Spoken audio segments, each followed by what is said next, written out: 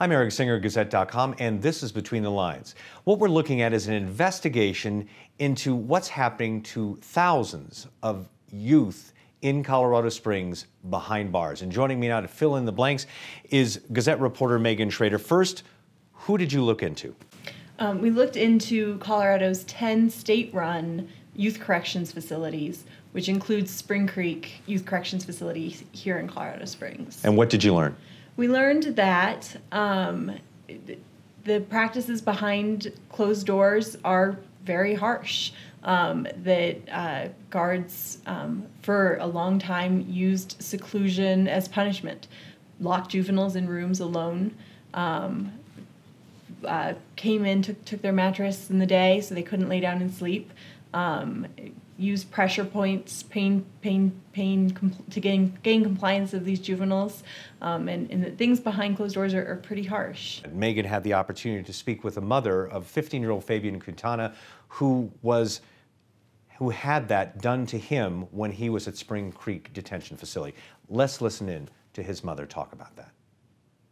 Mom, you don't understand what they're doing to us. I don't get to come out of my room.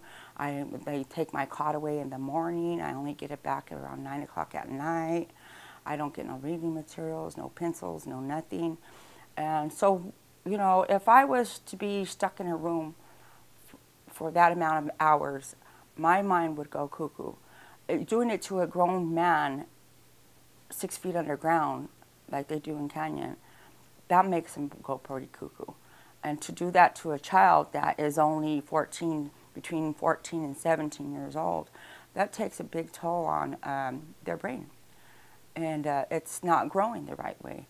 It's not developed the way it should be. And then to do that to them, it's like a corporal punishment. You just can't do that to kids these days because all it's doing is getting them worse and not helping them not one bit. Once again, that was Antoinette, the mother of 15-year-old Fabian Quintana, who was talking about what happened to her son. Now, that practice of solitary confinement has stopped in Colorado at the youth facilities. Yeah, in part because of the work that Antoinette did with the ACLU, they have changed their policy on and no longer use solitary confinement as a punishment. Juveniles are still put in solitary confinement, but on an emergency basis, which is in line with a state law that has been in place since 1999. So where are we at as far as troubled youth getting the help they need behind bars? So I think the state is still a long ways from where it needs to be. I think that if you look at the reports, we looked at 1,600 incident reports over a year and a half in these 10 facilities, and you see day in and day out there are fights, assaults, juveniles are assaulting other juveniles, juveniles are assaulting guards in very violent ways, and guards are reacting to that in a very harsh way.